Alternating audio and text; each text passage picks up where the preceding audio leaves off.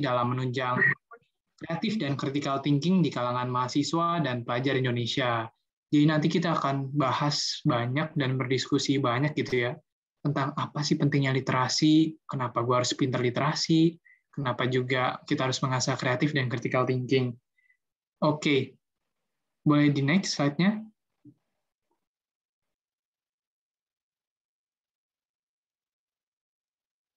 Oke, jadi untuk menjawab beberapa pertanyaan tadi kayak apa itu literasi, kenapa kita harus mengasah literasi, Bergerak Berdampak sudah mengundang 2 narasumber gitu ya, yang tentunya hebat-hebat dan memiliki pengalaman di bidangnya. Oke, jadi yang pertama itu adalah Kak Indah Nurbaiti dan Kak Virus Arta. Siapakah mereka? Teman-teman standby, dan ini pasti menarik banget sesi diskusinya untuk teman-teman gali terus informasinya, siapakah mereka, apa ilmu yang mereka punya. Teman-teman harus standby dan dengerin terus. Boleh di next slide-nya? Oke, aku sampai lupa dan aku belum perkenalan. Jadi nama aku adalah Haikal Kamil dan aku akan menjadi MC ini teman-teman. Akan menemani minggu teman-teman biar teman-teman tetap produktif dan tetap semangat gitu ya. Dan aku nggak akan sendiri, aku akan ditemani oleh Kak Almira yang akan nantinya menjadi moderator. Jadi nanti teman-teman akan melihat Kak Almira dan langsung berdiskusi sama Kak Almira gitu ya, di dalam sesi pemaparan oleh narasumber. Oke, boleh di next. Oke, dalam satu webinar, kalau nggak ada peraturan, kayaknya nggak afdol banget ya. Nanti teman-teman jadi nggak kondusif dan acaranya jadi terganggu. Jadi ada beberapa peraturan di sini.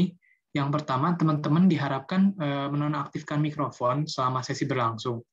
Yang kedua, teman-teman diharapkan on-cam nih, dan menggunakan virtual background yang sudah disediakan oleh panitia. Aku masih banyak lihat teman-teman di sini belum on-cam, jadi aku mau ngajak teman-teman untuk on-cam biar aku dan Kak Amirah, bahkan nanti narasumber, bisa ikut mengenal teman-teman semua nih. Lalu yang ketiga, ketika sesi tanya jawab nanti, diharapkan teman-teman untuk menuliskan pertanyaannya di kolom chat, dan bagi pertanyaan yang terpilih nantinya akan langsung ditanyakan kepada narasumber. Lalu yang keempat, teman-teman sangat diharapkan untuk mengikuti webinar ini dengan tertib dan kondusif.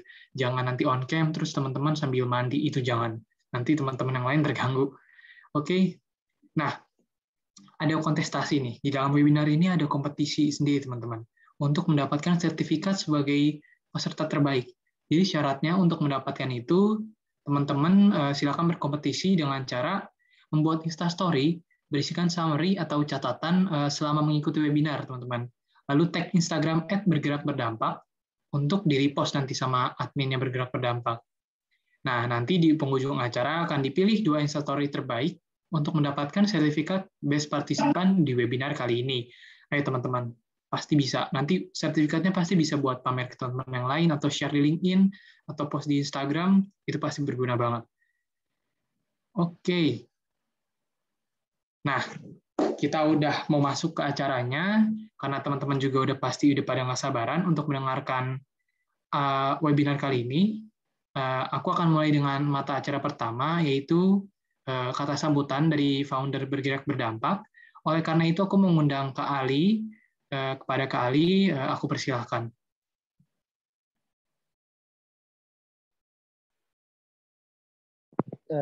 Ya, terima kasih Kak Haikal selaku MC atas waktunya. Sebelumnya udah bisa kedengaran belum? Sudah bisa, Kak. Oke.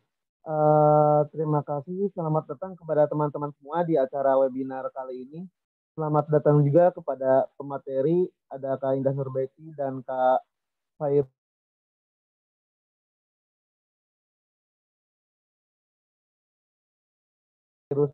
Arya. Oke, teman-teman semua, berbicara tentang literasi tentunya tidak hanya berbicara tentang apa itu gerakan membaca dan menulis saja, tapi tentunya akan lebih dari itu.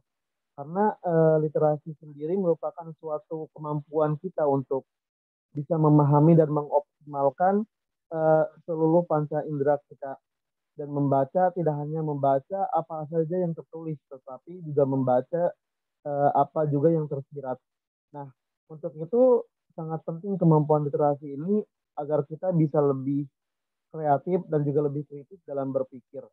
Nah, tentu hal tersebut akan lebih dijelaskan nanti oleh para pemateri kita, yakni oleh Kak Fairuz dan juga Kak Indah Nurbaiti. Oke, mungkin sedikit saja sambutan dari saya seperti itu.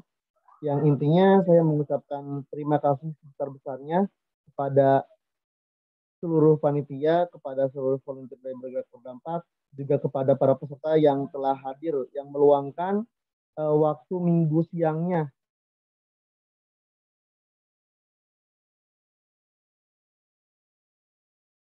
yang mungkin bisa dipakai untuk istirahat, bisa dipakai untuk jalan-jalannya, untuk berdiskusi bersama, belajar bersama, untuk mengasah kemampuan kerasnya, untuk mengasah kemampuan kritikal dan kreatif thinking bersama bergerak berdampak.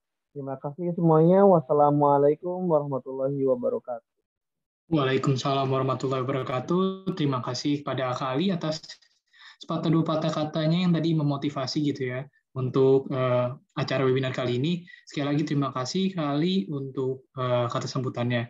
Oke teman-teman, karena teman-teman juga udah pada nggak sabar mau dengerin pemaparan dari narasumber dan pengen mengulik informasi gitu ya dari narasumber, aku akan mengundang Kak Almira nih ya selaku moderator untuk kita masuk ke dalam sesi apa ya, pemaparan oleh narasumber dan kita akan berdiskusi langsung gitu ya sama Kak Indah dan Kak Fairuz. Karena itu aku ingin mengundang Kak Amira. Halo Kak Amira. Oke, halo Kak Haikal. Sebelumnya terima kasih banyak udah ngasih aku kesempatan untuk berbicara ya. Sebelumnya teman-teman, suara aku kedengeran jelas ya? Nggak ada kendala apapun, soalnya di sini kebetulan lagi hujan juga. Takutnya nggak bisa didengar. Tapi aman ya? Mungkin bisa ada yang kayak gini gitu. Oke, aman.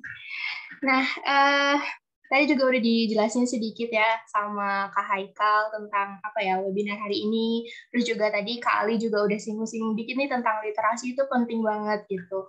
Nah, sebelum kita nyapa-nyapa para narasumbernya, aku mau bacain dulu sekilas ya tentang prestasi-prestasi narasumber kita yang keren hari ini. Narasumber yang pertama itu ada Kak Indah Nurbaiti. Halo Kak Indah, udah ada ya? Oke, Kak Indah udah ada. Yang kedua itu ada Kak... Oke. Halo Kak Fairuz Arta, udah ada belum ya? Mungkin sambil nungguin Kak Artanya, aku mau langsung bacain aja.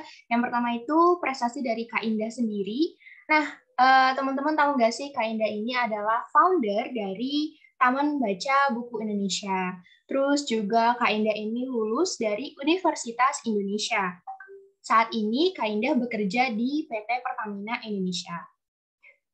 Selain itu, Kak Indah itu juga content creator, book influencer, dan hebatnya lagi sering menjadi speaker di berbagai webinar dengan tema literasi, buku, edukasi, dan juga self-improvement. Benar-benar hebat banget ya narasumber kita yang pertama ini. Mungkin boleh tepuk tangan lewat virtual kali ya. Thank you, teman-teman. Yang kedua, ada Kak Fairuz Arta. Biasanya dipanggil Kak Arta ya. Kak Arta ini lulus dari Universitas Muhammadiyah Yogyakarta. Terus, yang hebatnya lagi, Kak Arta ini adalah Managing Director di Bimbing Kuy. Ayo, teman-teman udah tahu belum nih? Kalau belum tahu, aku mau promosiin dikit kali ya. Jadi, Bimbing Kuy itu adalah platform mentoring yang tujuannya itu untuk menjadi mentor teman-teman sekalian dalam hal penulisan jurnal, karya ilmiah, dan penelitian-penelitian gitu, dan lain sebagainya. Terus juga, kali ini udah banyak menerbitkan karya-karya ya. Salah satu bukunya itu berjudul Innovation of Public Service in New Era. Dan terakhir, seringkali mendapatkan penghargaan di national event. Tuh, kan aku udah mention nih, dua narasumber kita tuh bener-bener keren banget. Makanya teman-teman yang sekarang udah hadir di webinar ini, menurut aku adalah orang-orang yang beruntung karena bisa langsung berdiskusi bersama kedua narasumber kita ini. Oke, tanpa berlama-lama lagi, biar narasumbernya juga biar lebih semangat, mungkin teman-teman yang bisa on cam boleh on cam, terus kayak misalkan mau ngasih reaction di kolom chat juga boleh gitu. Jadi kita makin ramai lagi nih di webinar ini. Oke, langsung aja ya. Pertama aku langsung serahin aja ke Kak Indah Nurbaiti, dipersilahkan. Iya, terima kasih Almira. Aku langsung share materinya dulu ya.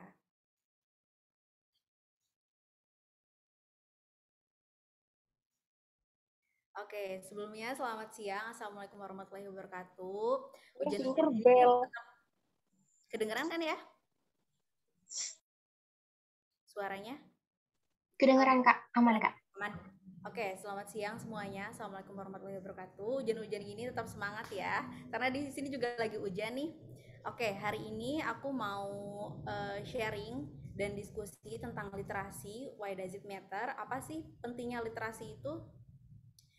Oke, tadi udah dikenalin juga sama Almira. Aku Indah, sebagai konten kreator dan juga sebagai pekerja kantoran dan juga sekaligus membangun komunitas non-profit yaitu Teman Baca Indonesia. Langsung masuk aja ke materinya. Yang pertama tentang literasi itu sendiri. Sebenarnya apa sih? Jadi dari bahasa Latin, literasi itu berasal dari kata literatus, artinya orang yang belajar. Nah, seiring berjalannya waktu, definisi literasi itu sendiri berevolusi sesuai dengan zaman. Dari banyak tokoh juga banyak mengemukakan tentang literasi itu sendiri. Jadi nggak cuma membaca aja, literasi itu luas banget.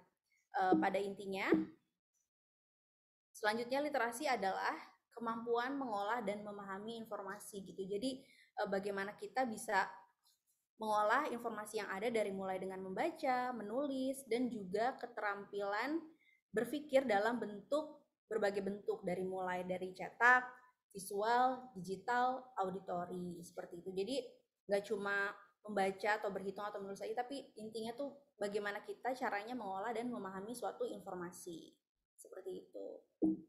Selanjutnya, oke, kenapa sih literasi itu penting? Yang pertama itu sebagai filter. Filter di sini tuh apa maksudnya? Jadi dengan era digital, dengan banyaknya informasi yang masuk ya, sekarang banyak banget berita yang ada, pelajaran, informasi. Nah, gunanya literasi ini sebagai modal kita, karena kita misalnya udah terbiasa dengan membaca, kita jadi lebih mudah untuk memfilter mana berita hoax, mana berita yang valid, mana berita yang palsu, atau mana yang berita yang benar. Jadi kita lebih bisa memfilter gitu dengan informasi-informasi yang masuk ke dalam kehidupan kita sehari-hari, dari mulai di TV, mulai media sosial seperti TikTok, Instagram, dan lain sebagainya. Kemudian yang kedua, pentingnya literasi ini adalah memberikan value, gimana kemampuan interpersonal kita jadi lebih meningkat gitu. Kita bisa lebih toleransi karena banyaknya informasi yang kita dapat, kita lebih banyak melihat perspektif yang lain, sehingga kita juga lebih terbuka pikirannya, lebih open minded, dan juga lebih bijak. Ini sangat berpengaruh sekali dengan value kehidupan. Kemudian yang ketiga, decision making atau pengambilan keputusan. Ini juga penting nih, dengan kita memiliki literasi yang baik, kita juga lebih mudah untuk mengambil sebuah keputusan gitu, nggak bingung, karena udah banyak nih, udah dari yang tadi udah kita punya value, kita juga bisa memfilter, sehingga kita juga bisa mengambil keputusan dengan tepat, dengan bijak juga. Kemudian yang keempat, kreativitas. Ini juga penting banget. Semakin banyak kita berliterasi dengan membaca buku, makin banyak nih tahu hal-hal di dunia, makin banyak informasi. Kita juga melatih kreativitas kita gitu, supaya lebih bisa menemukan inovasi-inovasi baru, mengembangkan yang sudah ada. Jadi nggak mentok, karena kita terus upgrade diri dengan berliterasi. Yang terakhir adalah kritis atau berpikir kritis dalam berpikir. Ini juga masih berkaitan dengan yang filter pertama tadi, gimana kita banyak dapat informasi, kita juga lebih kritis gitu, lebih memilah-milih ini mana sih berita yang valid, mana berita yang hoax, atau mana berita yang harus kita pikir-pikir lagi. Karena kan sekarang banyak ya, kayak misalnya di grup keluarga banyak sekali informasi kayak broadcast tentang misalnya tentang COVID nih, segala macam, yang dulu banyak banget kan kalau vaksin itu bahaya segala macam. Nah, dengan kita memiliki kritis, memiliki pemikiran yang kritis, kita juga akan lebih memfilter berita-berita mana yang beneran atau enggak gitu. Selanjutnya, oke, ini contohnya. Menurutku ada satu sosok nih yang kita bisa belajar banyak. Ini Bill Gates. Ini adalah orang yang sukses, dan suksesnya dia itu berdasarkan karena dia berliterasi dengan baik gitu. Dimana dia mendirikan Microsoft, udah sukses segala macam, ternyata di balik itu Bill Gates ini suka belajar. Menurut informasi dari getsource.com, ini websitenya tentang yang review buku, dikatakan bahwa dalam 1 tahun itu Bill Gates bisa membaca sampai 50 buku.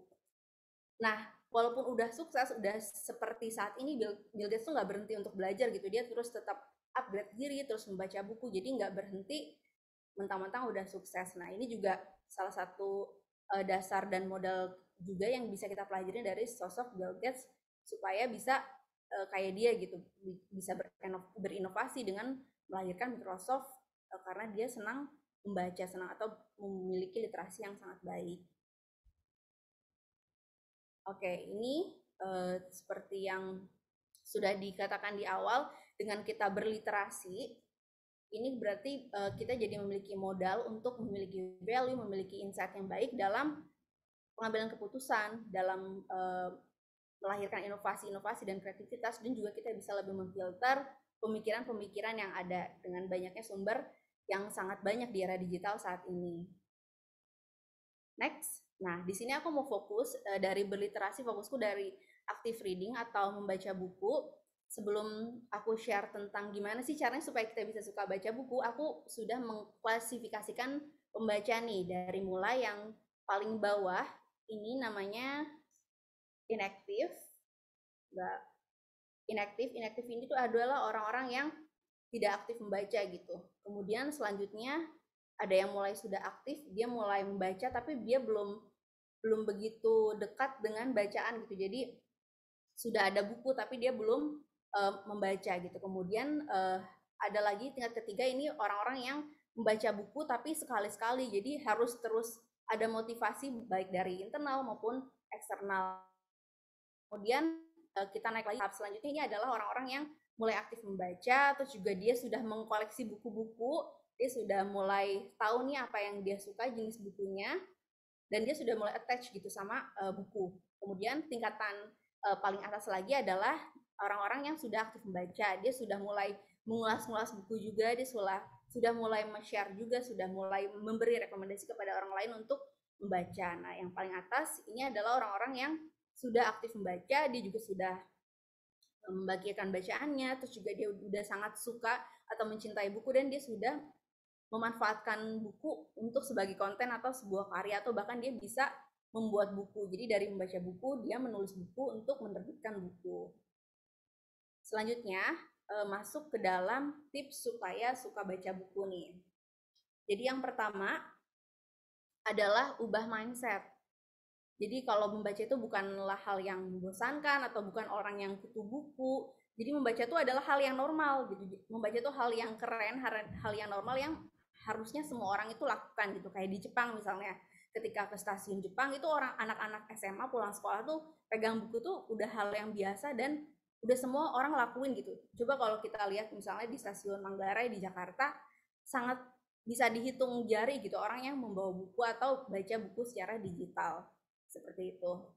Jadi kalau kita udah mengubah mindset kita kalau membaca itu hal yang kita butuhkan, hal yang menyenangkan, itu akan menumbuhkan motivasi kita untuk membaca. Itu yang pertama adalah ubah mindset. Kemudian yang kedua, kalau kita udah punya pemikiran kalau membaca itu punya banyak manfaat, sejuta manfaat, kita harus mulai melakukan gitu. Jadi jangan cuma niat aja atau menunda-nunda aja, tapi harus ada tindakan gitu, yaitu mulai membaca, karena kita juga nggak pernah tahu nih apakah kita akan suka atau senang sama membaca kalau kita belum memulai. Selanjutnya, kalau udah mulai membaca adalah pilih bacaan yang disukai. Seperti kata-kata Najwa Shihab, kamu akan jatuh cinta kalau kamu sudah menemukan buku yang tepat. Jadi untuk memulai buku itu jangan langsung pilih buku secara acak gitu, pilih buku yang kira-kira kita tuh bakal suka, bakal senang gitu. Misalnya kamu tipe orang yang suka cerita-cerita fantasi, ya mulailah dari buku-buku fantasi seperti Harry Potter misalnya, atau buku Serial Bumi Terelie, atau kalau kamu tipe-tipe orang yang suka buku pengembangan diri gitu, buku-buku tips, kamu bisa mulai coba misalnya Filosofi Teras, atau Bicara Itu Ada Seninya, atau buku-buku yang sedang kamu butuhkan saat itu, sehingga ketika kamu mulai baca, kamu tuh bakal keasikan sendiri gitu, oh iya ini bukunya tepat banget nih, sehingga ketika buku itu sudah tamat, kamu akan mencari buku lain yang memang tepat gitu. Tapi kalau misalnya bingung mau pilih buku apa, cobalah cari buku yang kamu butuhkan saat itu. Oke, selanjutnya kalau udah pilih bacaan yang disukai adalah rutin dan konsisten. Jadi hal-hal yang kita lakukan itu nggak bisa berubah secara drastis gitu. Jadi harus dilakukan sedikit demi sedikit, rutin, dan harus dilakukan secara efektif setiap hari gitu. Misalnya nggak usah banyak-banyak sehari langsung 1 buku atau setengah buku. Cobain aja sehari misalnya 15 menit. Atau sehari misalnya 4 lembar atau 4 halaman. Pokoknya kamu tentukan kamu bisanya berapa halaman dan berapa waktunya. Lalu lakukan selama berturut-turut gitu 2 minggu misalnya. Jadi ketika udah 14 hari kita melakukan kebiasaan membaca buku, ketika minggu depannya misalnya nggak ngelakuin itu bakal pasti ada yang kurang gitu, atau ngerasa bersalah karena kita sudah terbiasa dengan buku bacaan seperti itu. Jadi harus dibikin secara konsisten, itu kuncinya. Kemudian selanjutnya suasana dan tempat membaca yang nyaman. Nah ini setiap orang kan beda-beda ya, ada yang senangnya tuh harus sepi, bener-bener nggak ada suara berisik sedikit pun. Ya udah, kamu harus membuat suasana ketika kamu baca itu kayak seperti yang kamu suka. Atau ada orang yang sukanya tempat ramai kayak baca di kafe atau di ruang keluarga yang semua orang ada. Atau kamu tipe orang yang suka baca sambil dengerin musik gitu. Jadi carilah suasana yang kira-kira kamu bakal nyaman ketika ngelakuin itu. Atau tips dari aku, bisa coba baca buku ketika pagi hari, itu kan karena pikiran kita juga masih fresh segala macam, itu bakal lebih mudah ketika membaca buku dan bikin kita fokus juga. Selanjutnya, ini yang paling penting, jangan malu untuk membaca, karena masih banyak banget nih yang kalau misalnya di tempat umum atau lagi nunggu itu, atau bahkan di rumah sendiri ketika kita mau baca nih takut kayak diceng-cengin, tiba-tiba kayak misalnya yang nggak pernah baca buku diceng-cengin nih sama orang tua atau sama kakak, cie baca. Nah itu ya udah, pede aja gitu, jangan nggak mau baca, nggak mau mulai baca karena takut dibilang sok rajin atau dibilang kutu buku atau dibilang sok pintar atau anggapan lainnya. Jadi jangan dengerin sekitar, terus aja baca karena emang kamu mau memulai atau membiasakan diri untuk membaca buku. Nah kalau misalnya tahap selanjutnya nih, kalau misalnya udah suka buku, udah terbiasa juga membaca di lingkungan yang banyak orang gitu, kamu bisa coba tulari nih ke teman sekitar. Gimana caranya? Misalnya kamu ceritain, baca deh buku ini seru loh segala macam, atau kamu bisa mensugestikan orang lain juga untuk ikut baca. Jadi malah jangan berhenti baca gitu kalau ada orang lain. Selanjutnya, bawa bacaanmu. Ini sekarang enak banget, nggak harus buku fisik ya bentuknya. Kalau misalnya nggak mau berat ya, sekarang tuh udah banyak banget aplikasi-aplikasi baca yang bisa kita download secara free. Salah satunya iPusnas, atau kalau yang bayar ada Gramedia Digital, atau ada aplikasi baca lainnya yang dari aplikasi Jakarta juga sepertinya ada. Nah itu bisa dimanfaatkan. Atau Google Playbook juga bisa. Sehingga tas juga kan nggak berat. Nah ini bisa kamu baca nih ketika sela-sela nunggu, atau ketika dalam perjalanan, atau ketika momen-momen memang kamu nggak ngapain, itu bisa dimanfaatkan untuk membaca buku. Selanjutnya ini juga tips yang bisa dilakukan adalah diskusi dan bergabung dengan komunitas pecinta buku. Kenapa demikian? Ketika kamu udah terjun, udah masuk ke komunitas atau ke teman-teman yang memang suka buku, itu tuh kita bakal terus lanjut untuk baca buku gitu. Karena ketika kita berhenti baca buku, tapi lingkungan kita suka buku semua, mereka tuh akan ngobrolin ya tentang buku. Jadi otomatis kita tuh akan terus ke reminder gitu loh. Banyak, ada bacaan buku baru apa nih? Jadi kayak kita juga banyak teman diskusi untuk terus baca buku. Dan percayalah, berteman dengan orang yang suka membaca itu menular gitu. Jadi yang tadinya misalnya cuma suka buku horor, nah ketika ngobrol sama orang yang suka fantasi tuh lama-lama juga bakal ketularan, coba ya baca buku fantasi. Jadi itu tuh sangat nular dan sangat mempengaruhi kita dalam membaca juga. Selanjutnya, pergi ke toko buku atau perpustakaan. Nah minat membaca juga kan seperti kita ketahui naik turun ya. Salah satunya tipsnya supaya kita bisa semangat lagi adalah dengan pergi ke toko buku, melihat barisan banyak buku di rak-rak. Nah itu kadang-kadang bikin kita semangat untuk pengen mulai baca buku lagi gitu. Atau kalau yang belum pernah atau suka sama buku sama sekali, mungkin bisa dicoba dari visual covernya yang bikin kita penasaran, atau dari film yang memang sudah ada bukunya juga. Nah itu bisa jadi referensi yang lain. Selanjutnya, sampaikan apa yang kamu baca. Ini tahap akhir. Kalau misalnya udah suka buku dan pengen nge-share ke teman-teman, kamu bisa memaksimalkan media sosial untuk bikin review, resensi, atau rangkuman. Nah itu kalau misalnya mau mulai dan nggak mau ribet review buku, kamu bisa cuman foto sampulnya, terus kamu tinggal tulis kalimat sebenarnya kesan kamu setelah baca buku itu apa, simple aja. Nah itu akan ngebikin teman-teman kamu yang ngeliat story kamu misalnya itu juga akan tertarik gitu atau penasaran. Nah itu bisa kamu coba dari hal-hal sederhana seperti itu. Kalau misalnya udah keseringan atau udah gabung yang namanya kayak Bookstagram di Instagram, BookTok di TikTok, Booktuber di YouTube, nah itu bakalan juga jadi semangat untuk kita terus membaca. Oke, selanjutnya ini kita juga harus waspada ya, yang namanya buku kan ditulis oleh seseorang yang punya tujuan tertentu gitu, ego tertentu untuk mempengaruhi seseorang. Nah, dalam membaca juga kita harus ingat untuk tetap kritis yang pertama, terus yang kedua untuk terus tetap membaca buku sesuai umur, dan kalau misalnya membaca buku yang bikin kamu bimbang atau bikin kamu gelisah itu diusahakan untuk berdiskusi dengan yang memang pakarnya gitu. Jadi jangan sampai kamu tersesat dalam satu buku gitu. Jadi tetap harus kritis ketika membaca buku, jangan langsung asal percaya. Jadi kembali lagi berliterasi itu menghasilkan kita untuk berpikir kritis, tapi dalam berliterasi juga kita harus tetap kritis seperti itu. Next, selanjutnya ini ada buku-buku rekomendasi dariku.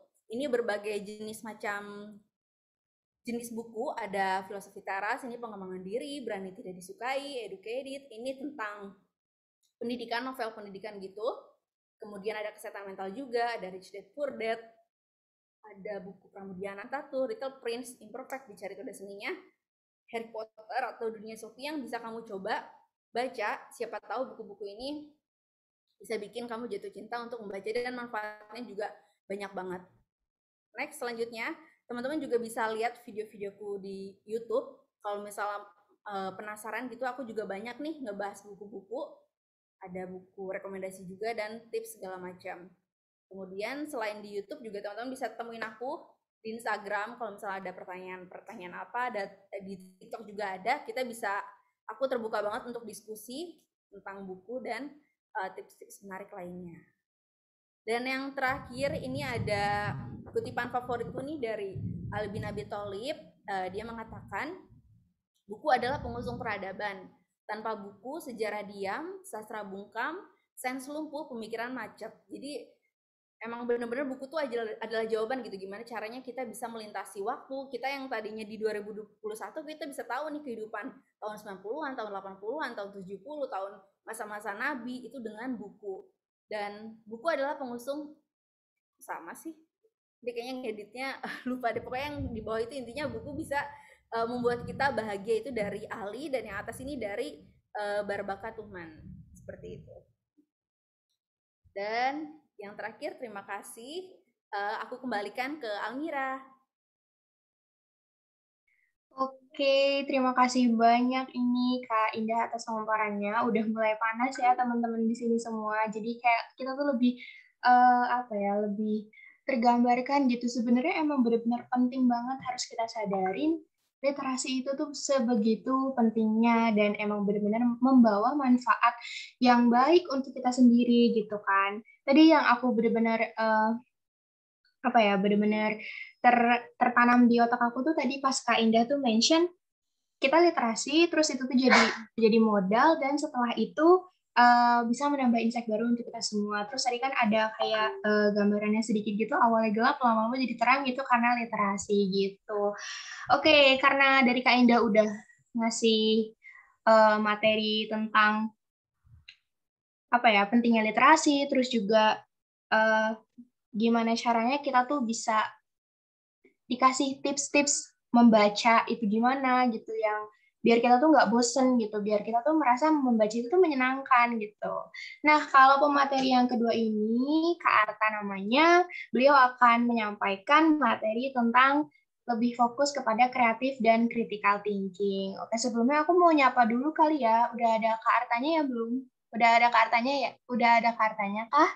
Halo Kak Arta.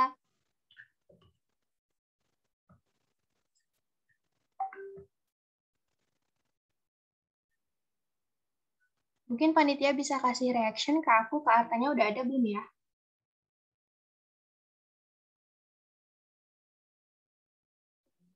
Oke, mungkin dari Kak Artanya juga kendala jaringannya karena beberapa tempat juga sekarang lagi hujan deras. Aku juga nggak mau nyalain jaringannya sih. Mungkin aku agak ini aja kali ya, agak kita handle dulu kali ya Kak Indah buat ngobrol-ngobrol tadi gitu. Boleh.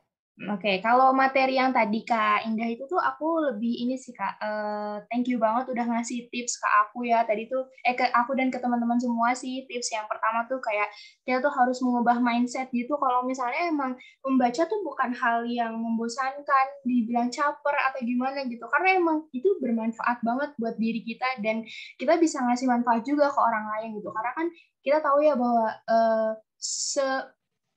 apa ya, kebermanfaatan kita tuh dilihat ketika kita tuh bermanfaat buat orang lain gitu kan. Nah, dari literasi ini kita bisa tadi apa ya, time traveling juga tuh tadi kata Kak Indah gitu. Terus juga gimana sih biar kita tuh nggak bosen dengan baca itu ya, kita tuh harus mulai dulu ya Kak. Abis mengubah mindset kita harus mulai. Terus juga nanti tuh biar kita pelan-pelan tapi pasti kita tuh harus milih genre yang menarik ya, maksudnya yang kita suka gitu ya Kak. Terus juga abis itu kita tuh harus rutin melakukan kebiasaan tersebut karena kan bisa karena biasa ya, itu udah klasik banget tapi emang itu worth it di kehidupan kita sehari-hari gitu ya. Terus juga suasananya ya dibikin nyaman ketika kita baca gitu. Habis itu ada lagi jangan malu pokoknya untuk baca, kayak netizen mah emang komenan terus kan, tapi kita ya sebagai orang yang ibaratnya waras lah gitu, kita harus bisa ya udah gitu, ini kepentingan buat kita sendiri, ya udah itu bermanfaat gitu hal buat kita dengan literasi ini. Terus juga kemana-mana bawa bacaan buku gitu, karena kan sekarang kan udah canggih juga, di HP juga teman-teman bisa kan kayak e-book gitu-gitu. Dan yang terakhir, biar ilmunya makin dapet dari apa yang teman-teman baca itu emang harus direview terus, kayak jadi nambah diskusi yang bermanfaat juga nih ke teman-temannya gitu. Tadi gue habis baca buku ini nih, tahu nggak sih ternyata ini. Jadi kan jadi luas ilmu yang kita bagikan ke orang lain juga dapat, dan kita juga dapat hal-hal yang baik dari penyebaran ilmu tersebut gitu. Mungkin udah kali ya, Kak Artanya udah ada belum ya? Udah bisa kasih reaction ke kita belum nih, Kak Arta? Halo, Kak Arta.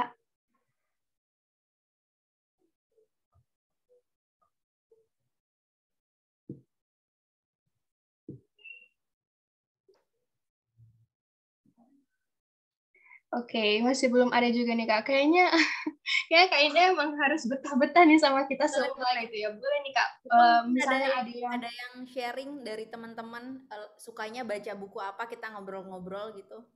Oke, mungkin nih teman-teman, speaker kita tuh ngasih kesempatan buat apa ya, teman-teman sharing nih, kira-kira teman-teman tuh suka baca bukunya apa sih? Mungkin boleh kasih reaction-nya di chat, atau misalkan mau open mic dulu juga boleh sambil nunggu pembicara yang kedua ya. Aku baca buku sejarah Kak. Ini emang MC kita perhatian banget tuh Kak, langsung ngasih reaction tuh. Aku baca buku sejarah Kak. Gimana nih tanggapannya Kak Indah? Kalau sejarah mungkin bisa baca Bumi Manusia Pramudia Anantatur. Udah baca belum, Haikal? Atau buku Laut Bercerita? Saya ini Kak biasanya apa? Beneran buku sejarah, beneran kayak biografi pahlawan gitu biasanya. Atau apa ya, kronologi G30S. Jadi bukan atau yang bercampur novel gitu ya, tapi beneran. Iya, langsung buku yang materi dan kejadian langsung gitu biasanya. Mantap. Ini kayak teman-teman di sini pada tercengang gitu ya. Kok ada orang yang semacam ini, kayak jarang banget gitu sejarah gitu. Apa bacanya G30S PKI. Terus lagi pelajaran paling juga di skip biasanya gitu, tapi ini benar-benar luar biasa banget sih kita nih. Jadi emang ketertarikan orang tuh beda-beda ya. Iya. Yang lain nih kira-kira apa nih sukanya? Mungkin aku lihat di sini ada Kak Ilvi, ada Kak Dias, Kak Sherly, Kak Vira. Aku panggil satu-satu nih ya, Kak Aprinia, Kak Divanisti, Samara, Kak Aprilia, Kak Hengki. Banyak banget ini. Mungkin boleh dikasih reaction nih, kira-kira kalian tuh suka baca buku apa sih gitu. Siapa tahu kan bisa sharing juga nih, mumpung ada speakernya, Kak rekomendasi buku dong gitu, kan bisa aja gitu. Ada yang baca Ronggeng Duku Paruk. Aku baca Ronggeng Duku Paruk Kak, kata Kak Tari.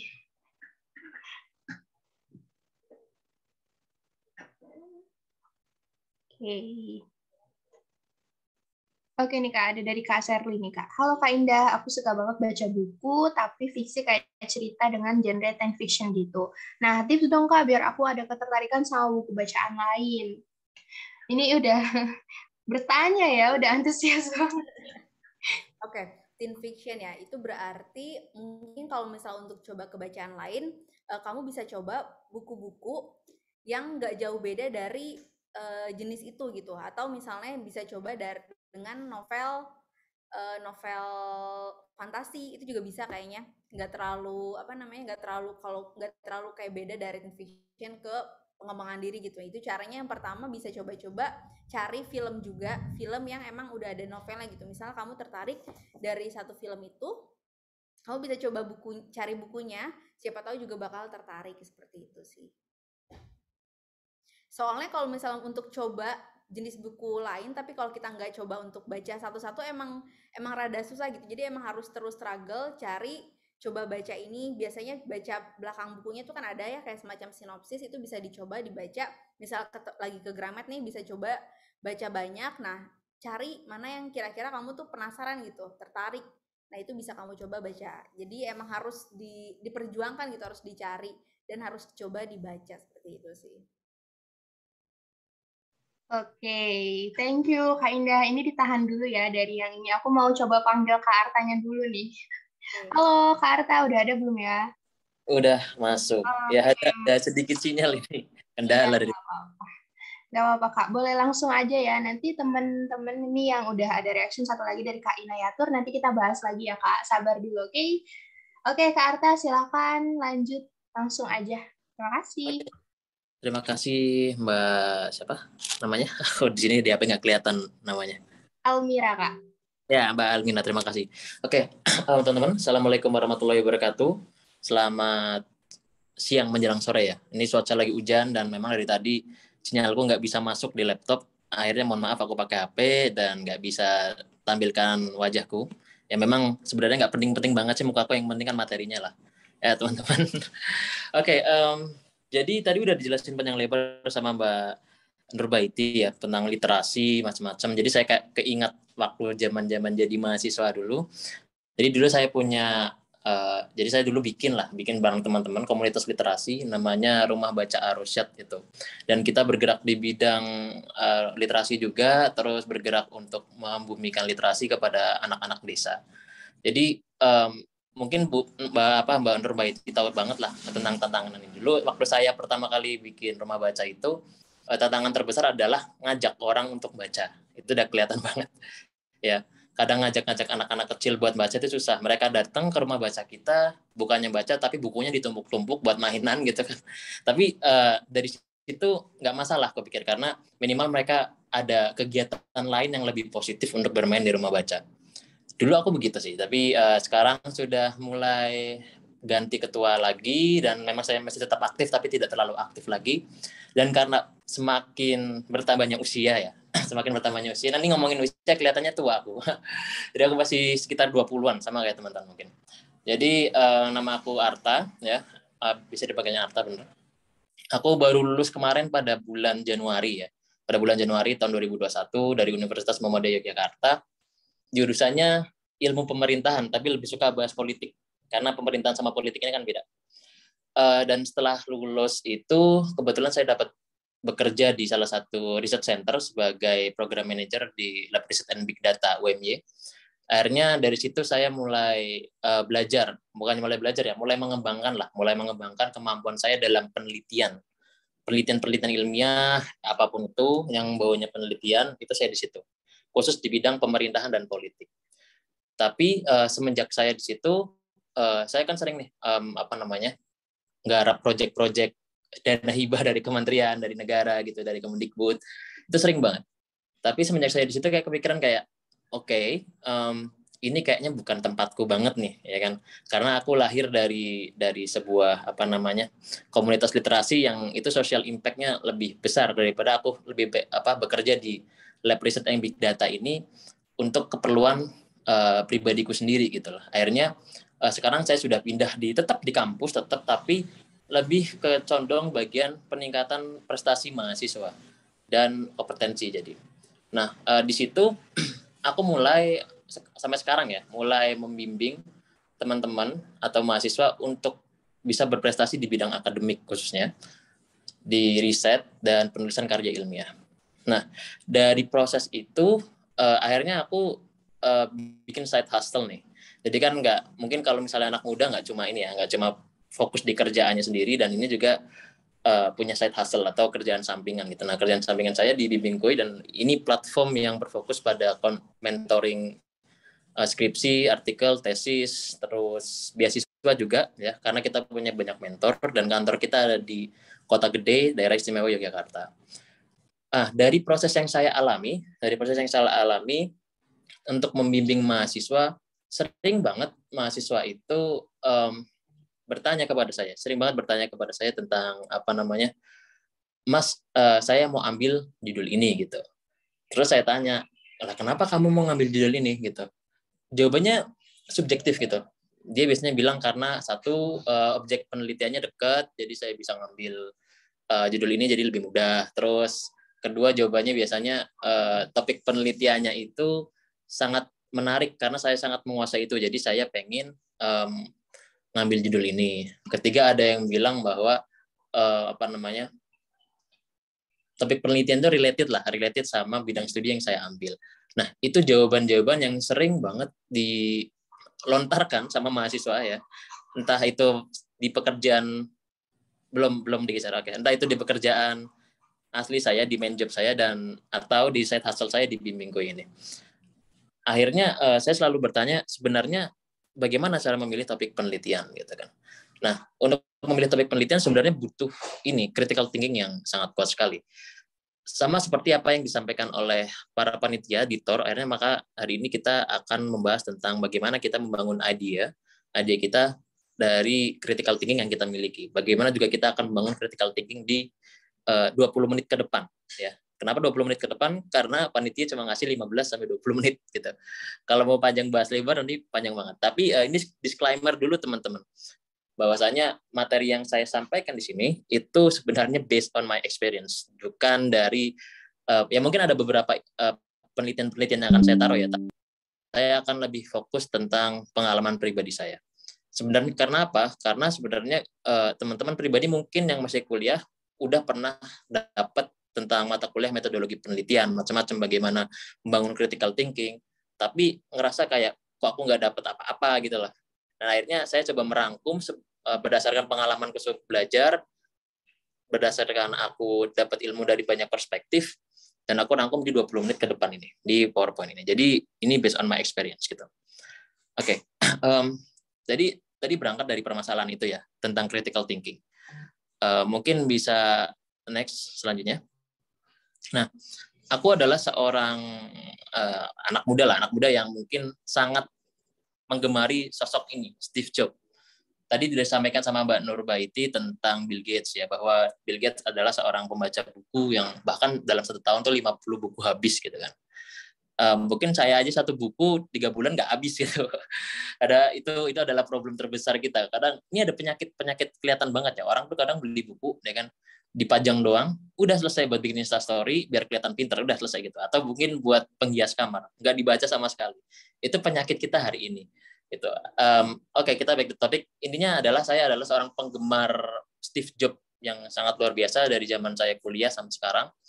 Kenapa harus Steve Jobs? Jadi saya berpikir bahwasanya Steve Jobs itu dia orangnya yang benar-benar di luar nalar orang-orang biasa. Kenapa? Gini, ada suatu kasus di mana Steve Jobs itu pernah mendefinisikan bagaimana orang yang disebut orang pintar itu gimana sih karakteristiknya gitu kan.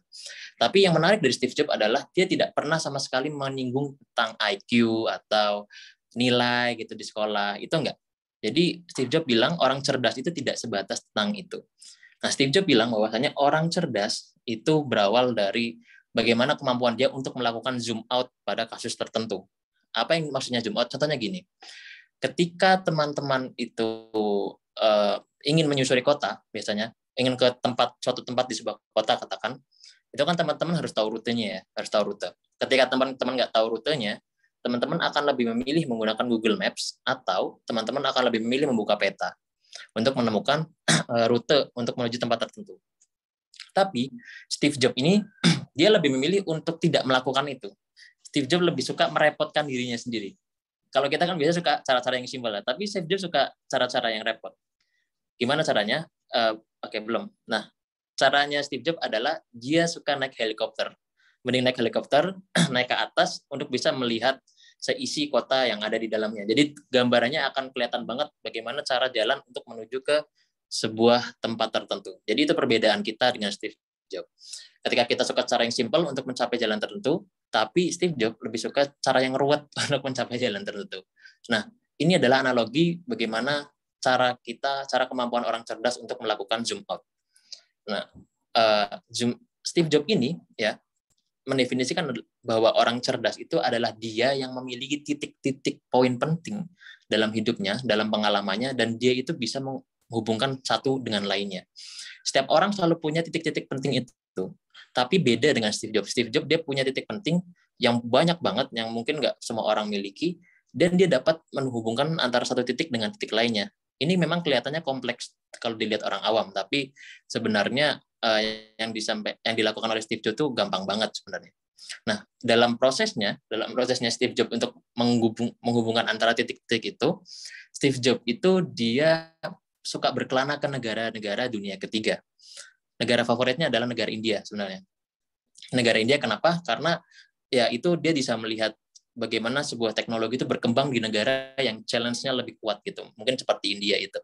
Nah, ini kenapa alasan saya, dan kebetulan saya ini lagi mau S2 ya. Kebetulan dapat beasiswa dari pemerintah India, dan saya akan pergi ke India mungkin bulan Februari. Gitu. Dan ini jadi alasan saya kenapa saya mau ke India, karena terinspirasi dari Steve Jobs ini. Nah, selama dia berjalan di India, selama dia perjalannya di India, dia menemukan banyak hal menarik, dan itu bisa menginspirasi produk-produk Apple yang ada di hari ini. Ya kan? Itu sebenarnya definisi dari orang pintar. Nah, mungkin teman-teman selalu berpikir, nah orang yang pintar, orang yang cerdas itu apakah mereka selalu memiliki daya kritis yang tinggi gitu? Apakah mereka adalah critical thinker? Gitu. Nah, kita next selanjutnya. Nah, next di slide selanjutnya, Pak, tolong. Nah, berangkat dari pertanyaan itu tadi, apakah orang cerdas itu selalu memiliki daya kritis yang tinggi? Jawabannya adalah iya. Karena apa? Coba teman-teman lihat, banyak inovator-inovator di dunia, seperti contohnya Elon Musk, atau mungkin seperti Bill Gates yang tadi disampaikan oleh Mbak Nurbaiti tadi, yang disampaikan oleh Mbak Nurbaiti. Dia itu baca buku banyak banget gitu loh. Bahkan Bill Gates itu 1 tahun 50 buku gitu. Nggak tahu kalau inovator lainnya. Nah, dia lebih suka untuk menghabiskan buku untuk memperkuat daya critical thinking dia. Karena apa? Karena buku itu sebenarnya adalah media yang paling mudah. Media yang paling mudah untuk para introvert ya. Teman-teman mungkin ada yang introvert, ada yang extrovert ya. Para introvert untuk bisa mengembangkan cakrawala pengetahuan mereka. Jadi ya itu base-nya dari buku dulu sih, dari literasi tadi yang disampaikan oleh Mbak Nurbaiti tadi. Nah, tapi jangan lupa bahwasanya pengalaman juga sangat berpengaruh. Karena pengalaman teman-teman dalam hidup ya, entah dalam karir teman-teman sebagai pekerja atau sebagai mahasiswa ikut organisasi A, organisasi B, atau ikut NGO masing-masing, itu akan berpengaruh dalam daya kritis teman-teman. Jadi buku dan pengalaman itu menjadi basis kuat bagaimana teman-teman bisa membangun critical thinking. Kita lihat contohnya mungkin. Mungkin di sini ada salah satu teman-teman, ada salah satu orang yang dia itu suka ikut organisasi di kampus, katakan. Atau mungkin di luar kampus, let's say di luar kampus. Ikut NGO di bidang ini, lingkungan, penyelamatan lingkungan kayak Greenpeace atau macam-macam seperti itu. Nah, ketika dalam prosesnya dia ikut NGO, dia akan banyak belajar di situ tentang bagaimana menyelamatkan bumi, bagaimana konsep-konsep lingkungan hijau dan lain sebagainya. Nggak mungkin kalau dia itu gabung di sebuah NGO tapi dia itu nggak tahu konsep NGO itu ngapain loh. Dia mau ngapain. Minimal ketika dia itu bergabung di sebuah organisasi, dia itu pasti tahu gitu. Makanya itu adalah part of the experience. Jadi bagian dari pengalaman teman-teman ketika teman-teman ingin membangun sebuah critical thinking. Nah, dari pengalaman itu teman-teman akan terus belajar karena itu teman-teman dikelilingi oleh teman-teman yang orang-orang yang dia itu punya frekuensi yang sama, punya fokus studi yang sama. Contohnya seperti tadi, lingkungan. Tadi juga udah disampaikan sama Mbak Nurbaiti, kalau suka berkeliling sama orang-orang yang suka baca, maka dia akan suka baca. Gitu. Nah, dari berkeliling itu, maka akan ada diskusi, dan akhirnya akan mengasah critical thinking teman-teman. Itu adalah rumus dasar dari teman-teman untuk mendapat critical thinking yang baik sebenarnya. Itu 2 konsep dasar. Nanti saya akan jelaskan tentang step by step-nya. Selanjutnya. Slide-nya. Oke, bukan. Nah, jadi tadi aku bilang bahwasanya critical thinking itu adalah kunci gitu loh. Mungkin Mbak Nurbaiti sudah tahu banget masalah ini tentang ada beberapa tipe pembaca, ada yang orang baca terus nurut aja sama apa yang dibacanya, ada orang baca tapi tidak terlalu memperdulikan itu, atau bahkan ada orang baca tapi dia itu critical thinking, punya daya kritis yang tinggi tentang materi apa yang dia baca. Nah, saya harap teman-teman menjadi seorang yang bisa menjadi seorang yang tipe pembaca ketiga tadi terakhir, bahwasanya ketika teman-teman membaca, teman-teman selalu mengkritisi bahan bacaan yang apa teman-teman pakai. Karena ketika teman-teman itu nanti suatu saat ada di posisi di mana teman-teman harus ngisi webinar, atau teman-teman ada di sebuah forum diskusi ya. Biasanya mahasiswa tuh sering banget di forum diskusi, gaya berbicara teman-teman, materi apa yang teman-teman bawa, terus gaya berpikir teman-teman itu akan berdasarkan dengan apa yang teman-teman baca. Gitu. Kan sering nih mungkin lihat di diskusi ya, ada orang yang bilang ya menurut ini ini adalah seperti ini gitu, selesai. Itu adalah tipe pembaca yang nurut-nurut aja gitu. Tapi ada juga tipe pembaca yang mungkin di dalam forum menurut ini fenomena ini adalah seperti ini. Tapi saya pikir tidak seperti ini. Kalau misalnya seperti ini, nah itu adalah critical tipe pembaca yang dia itu kritis terhadap materi pembacanya. Nah, itu akan lebih baik ketika teman-teman bisa menjadi seperti itu di sebuah forum diskusi. Itu maka dari itu ya base-nya adalah membaca dan pengalaman. Kedua itu. Selanjutnya.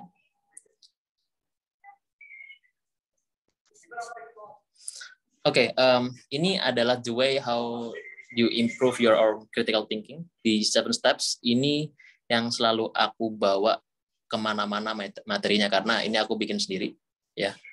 Jadi dalam mengembangkan sebuah skill teman-teman untuk critical thinking, teman-teman itu nggak butuh waktu yang panjang ya. Nggak ada yang singkat, mau digoreng aja harus digoreng dulu kan ya. Teman-teman kuliah buat dapat gelar sarjana aja butuh waktu 3-4 tahun gitu. Itu yang sarjana S1. Yang diploma mungkin lebih singkat ya. Itu ada prosesnya.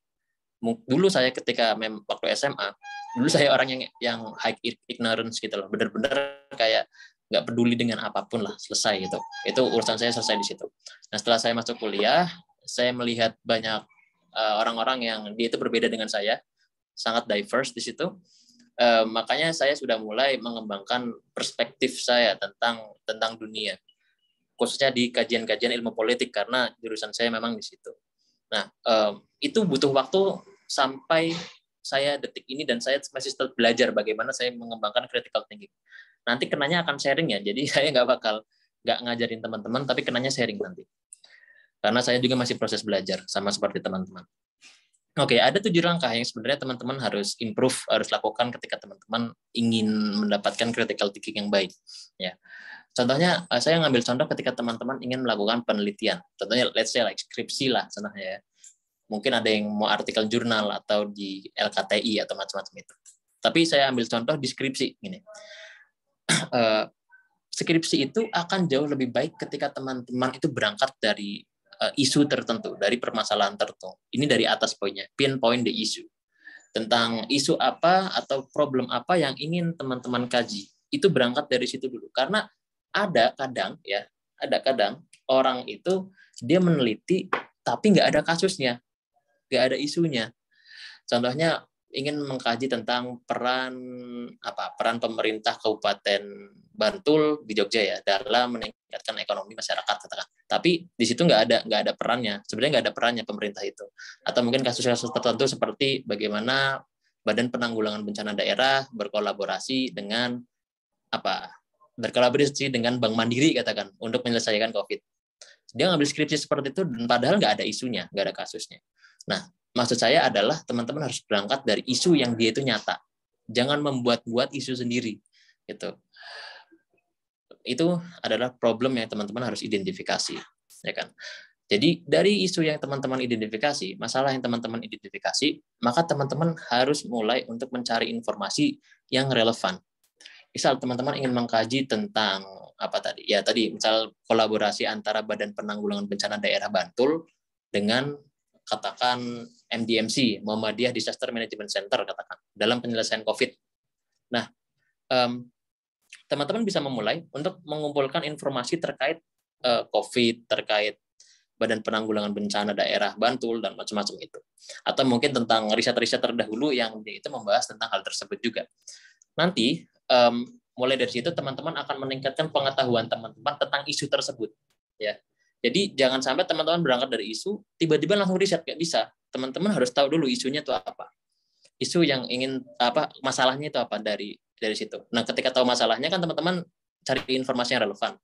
Gitu. Nah, selanjutnya adalah teman-teman ngecek tentang informasi yang teman-teman peroleh, entah penelitian, entah artikel, entah misalnya artikel tulisan di koran atau macam-macam. Nah, itu teman-teman mulai di situ memulai untuk menguji sebenarnya apakah ada bias di balik itu. Karena sebenarnya teman-teman, penelitian itu sangat cenderung dengan bias. Kecenderungan seorang peneliti itu akan mempengaruhi hasil dari penelitiannya. Jadi nanti ketika teman-teman melihat, misal begini, mungkin tadi Badan Penanggulangan Bencana Daerah itu banyak penelitian yang mengkaji tentang itu, tentang bagaimana peran mereka menyelesaikan COVID, ya kan? Mayoritas penelitian melihat bahwasanya Badan Penanggulangan Bencana Daerah itu, let's say mungkin berhasil dalam menyelesaikan COVID. Tapi teman-teman mulai kritis di situ, melihat ternyata mungkin mayoritas riset yang bicara masalah Badan Penanggulangan Bencana Daerah dalam penyelesaian COVID, mereka menggunakan kerangka teori efektivitas katakan, yang dia itu tidak bisa menyelesaikan aspek A, sedangkan dia hanya menyelesaikan aspek B. Nah, itu teman-teman mulai bias di situ. Atau mungkin yang nulis ini adalah si anggota Badan Penanggulangan Bencana Daerah, maka dari itu dia ngomongin tentang bagus-bagusnya aja nih tentang Badan Penanggulangan Bencana Daerah. Itu ada bias di situ. Maka teman-teman di situ akan menemukan yang namanya riset gap. Ini ngomongin riset ya. Tapi tetap akan bisa diaplikasikan kepada kehidupan teman-teman. Nah, itu bias dari penelitian-penelitian terdahulu. Kelemahannya apa? Mungkin BPBD atau Badan Penanggulangan Bencana Daerah atau riset-riset tentang Badan Penanggulangan Bencana Daerah, dia itu pakai riset-riset sekunder yang which is cuma berhenti di desk valuation aja, yang dia itu hanya berhenti di riset melalui internet, let's say seperti itu. Dan teman-teman ingin, kalau misalnya risetnya tentang melalui internet, berarti kurang valid nih. Teman-teman pengen mengambil risetnya menggunakan data primer yang turun ke lapangan, wawancara, observasi, survei gitu. Dan itu akan mendorong penelitian teman-teman akan jauh lebih baik. Itu di step ketiga adalah uji dan cari biasnya di mana. Nah, yang selanjutnya adalah decide what's your relevant issue gitu. Jadi sebenarnya apa nih relevansi dari riset teman-teman. Kadang itu mahasiswa tuh sering nulis riset yang dia tuh nggak relevan sekali sama kajian dia. Contohnya begini, seperti saya ini kan jurusannya ilmu pemerintahan ya. Yang which is kalau mengkaji tentang kebencanaan, ya perspektif saya adalah perspektif pemerintahan, relevan dengan saya. Kalau teman-teman dari geologi katakan jurusan geologi, ya udah mengkaji kebencanaannya ya lewat perspektif geologi, mungkin lihat tanahnya, mungkin lihat aktivitas Gunung Merapi gitu-gitu, itu perspektifnya. Jadi satu subjek penelitian, satu masalah itu bisa dikaji lewat banyak perspektif. Dari sisi ini teman-teman artinya harus mulai memetakan passion teman-teman dalam sebuah riset atau mungkin dalam sebuah proses belajar. Mungkin seperti saya ilmu pemerintahan.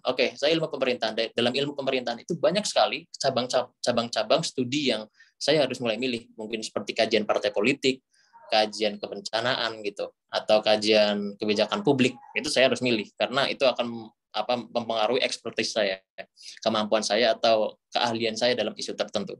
Sama kalau misalnya keperawatan, oke, keperawatan isunya mau di mana, fokusnya di mana? Oh, berarti fokusnya di bidang apa contohnya? Terapi gitu atau apa. Jadi harus benar-benar fokus dalam isu tertentu. Kalau teman-teman sudah mulai step ini dari maba atau bahkan semester 2, semester 3, skripsi itu gampang, mudah selesai. Gitu. Atau mungkin ketika teman-teman ingin menjadi seorang akademisi, teman-teman harus memulai untuk memetakan ini, karena ketika teman-teman ingin jadi dosen, let's say, teman-teman akan ditanya nanti kamu expertnya di bidang apa gitu. Kalau kajian ilmu pemerintahan atau kajian keperawatan, oh saya expertnya di bidang apa, terapis katakan. Nanti dibuktikannya dengan apa? Mungkin dibuktikannya dengan pengalaman kerja, atau mungkin dibuktikan dengan publikasi-publikasi ilmiah, macam-macam seperti itu. Itu adalah tentukan isu yang relevan, bidang studi yang relevan untuk mengkaji sebuah permasalahan. Yang selanjutnya adalah self-evaluate. Intinya adalah ketika teman-teman sudah mengkaji sebuah hal, ya, ketika teman-teman sudah mulai menganalisis sebuah isu tertentu, masalah tertentu, teman-teman harus mulai bertanya dengan diri teman-teman sendiri.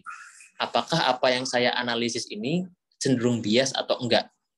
Maksud saya, apakah ada kepentingan-kepentingan yang mulai menyelimuti yang sudah mulai menyelimuti penelitian saya atau enggak? Jadi kadang, let's say aku punya pengalaman yang mungkin akan saya ceritakan di sini, bahwasanya teman-teman mungkin tahu ya, bahwasanya hutan apa itu namanya, minyak palm oil itu bahasa Inggrisnya, bahasa Indonesianya apa palm oil? Sawit ya, pohon sawit itu, hutan sawit itu kan sebenarnya buruk bagi lingkungan gitu kan. Nah, tapi ada perusahaan yang bergerak di bidang hutan sawit itu, minyak sawit, itu membayar peneliti untuk dia itu agar bisa melakukan penelitian ilmiah untuk bisa membenarkan bahwasanya hutan sawit itu positif untuk lingkungan.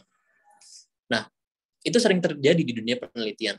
Jadi kadang ada peneliti yang seperti itu, mencoba untuk membenarkan apa yang salah. Itu kan terjadi, itu bias banget namanya. Nah, nanti sama ketika teman-teman melakukan penelitian, apakah penelitian yang saya lakukan ini ada kecenderungan untuk kepentingan tertentu, bias atau enggak, gitu loh. Teman-teman harus bertanya seperti itu. Nah, ketika sudah selesai, teman-teman akan draw a conclusion, artinya bahwa teman-teman mulai menggambarkan kesimpulan dari apa yang teman-teman sudah evaluasi, teman-teman sudah tulis, dan teman-teman sudah mulai analisis itu. Kesimpulannya apa? Lalu selanjutnya adalah teman-teman jelaskan tentang kesimpulannya. Tadi kan mungkin draw a conclusion itu mungkin seperti, oh jika A ya B, jika B ya C gitu. Maka jika A adalah C. Itu adalah conclusion, ya. Tapi explain your conclusion, teman-teman starting to explain your own conclusion kepada pihak-pihak yang relevan. Coba ketika teman-teman sudah tahu isu tertentu, sudah tahu analisisnya, penyebabnya bagaimana, ini sebelum starting point untuk menulis ya, teman-teman mulai konsultasikan dengan orang-orang yang ahli di bidang itu. Mungkin kajian keperawatan ya sudah konsultasi dengan perawat, atau orang yang mengkaji tentang pendidikan ya sudah konsultasi dengan orang-orang yang ahli di bidang pendidikan. Itu akan membantu teman-teman dalam mengimprove critical thinking teman-teman. Lagi-lagi, saya bilang bahwa mentor itu sangat penting untuk mengimprove critical thinking teman-teman, khususnya dalam menulis sebuah penelitian gitu ya. Nah, ingat teman-teman bahwasanya sekarang ya Kemendikbud itu ataupun Dikti sekalipun mereka hanya ingin memberikan dana hibah kepada penelitian-penelitian yang dia itu memberikan dampak besar kepada masyarakat. Ini sekarang banjir banget, Indonesia tuh peringkat pertama di Asia Tenggara yang penelitiannya itu paling banyak. Tapi dana risetnya paling rendah. Karena apa? Ya karena sebenarnya riset-riset kita banyak yang nggak berguna gitu. Banyak tidak memberikan manfaat, hanya untuk sekedar publikasi-publikasi biar kelihatan keren aja gitu kan.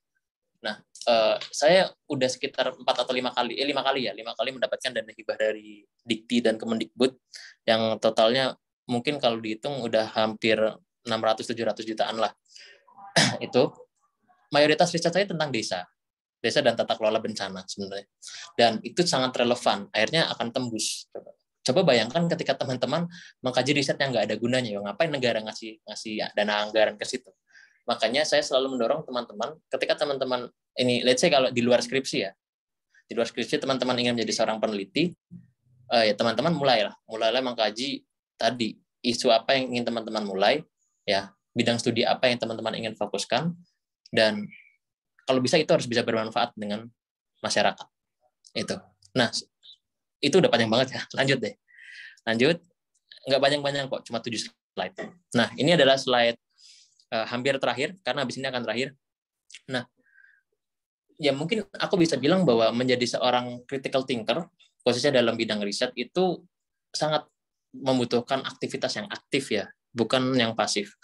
Teman-teman nggak bisa menjadi critical thinker itu kalau hanya cuma tidur-tiduran aja tanpa melakukan apapun. Nah, ketika teman-teman sudah melakukan hal-hal yang tadi saya sebutkan, ya teman-teman itu otaknya akan bekerja gitu. Tapi ini perlu diingat. Saya mengutip dari Alan Cohen, dia ada seorang penulis buku-buku motivasi lah, intinya seperti itu. Dia bilang bahwasanya selalu ada kebaikan di dalam pekerjaan dan selalu ada kebajikan dalam sebuah peristirahatan. 2 hal ini penting. Teman-teman boleh bekerja setiap hari, teman-teman boleh berpikir, teman-teman boleh mulai menulis setiap hari. Tapi ingat, teman-teman harus mulai istirahat. Nggak boleh satupun di antara istirahat dan bekerja ini diabaikan. Dua-duanya harus berjalan. Makanya teman-teman jangan sampai mulai untuk menjadi workaholic. Workaholic itu seperti apa ya? Udahlah kerja terus enggak. Itu capek banget, ya kan? Nulis terus itu enggak seperti itu. Dan kalau kita lihat dari seorang psikolog Sandiman bilang ada sebuah terminologi yang sangat mungkin asing ya, namanya Nixon. Nixon itu adalah sebuah terminologi dari bahasa Belanda yang artinya doing nothing, nggak melakukan apapun. Jadi Nixon bilang bahwasanya dengan tidak melakukan apapun, teman-teman akan bisa menstimulus otak teman-teman. Pernah nggak sih teman-teman kayak mungkin lagi nggak mikir apa-apa, lagi nggak punya beban, tidur-tiduran, terus tiba-tiba ada ide muncul di kepala gitu. Nah, kadang seperti itu kita butuh gitu. Kalau aku pribadi, kadang-kadang kalau lagi jenuh sama pekerjaan, saya selalu keluar jalan-jalan dan jauhin gadget saya kan. Jalan-jalan, akhirnya mesti ada ide di situ. Nah, artinya bahwa mungkin tadi step-step yang saya sebutkan itu tetap akan dilakukan. Ketika itu sudah dilakukan, teman-teman harus tetap meluangkan diri untuk berdiam diri, untuk ngelamun lah, untuk jalan-jalan. Itu perlu karena itu akan merangsang otak teman-teman untuk dapat stimulus lah. Nggak mungkin teman-teman itu harus berpikir terus, kalau ada otaknya, istilah bahasa Jawanya itu kopior lah, ya otaknya akan capek. Oke, the last slide, please. Slide terakhir. Oke, ini adalah slide terakhir saya.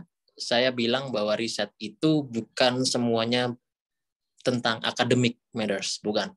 Riset itu bukan tentang hal-hal yang sifatnya teman-teman nulis terus dipublikasikan, enggak. Tapi riset itu menurut Charles F. Kettering itu, dia seorang ilmuwan sosial, dia bilang bahwa riset artinya adalah kamu itu nggak tahu nih, tapi kamu ingin tahu tentang hal tersebut. Segitu aja ya. Saya Virus Arta, pamit undur diri. Nanti teman-teman silakan berdiskusi aja, itu akan lebih baik karena kita biar saling belajar. Saya kembalikan ke moderator. Oke, terima kasih banyak Kak Arta atas materinya yang luar biasa juga nih, ada relevansinya dari Kak Indah, terus lanjut ke Kak Arta gitu kan. Nah, kalau Kak Arta ini tadi teman-teman juga udah tahu ya, dibahasnya lebih kepada gimana sih tips-tips kita tuh menjadi orang yang creative thinking gitu kan.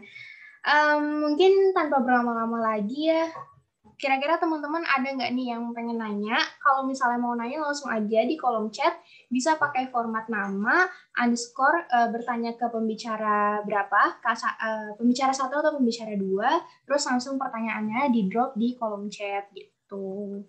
Mungkin teman-teman di sini kan ada yang pengen nanya-nanya lebih lanjut nih, mumpung speakernya masih ada gitu di sini bareng-bareng kita, kapan lagi gitu kan kesempatan buat nanya-nanya gini. Mungkin teman-teman ada yang pengen nanya nggak?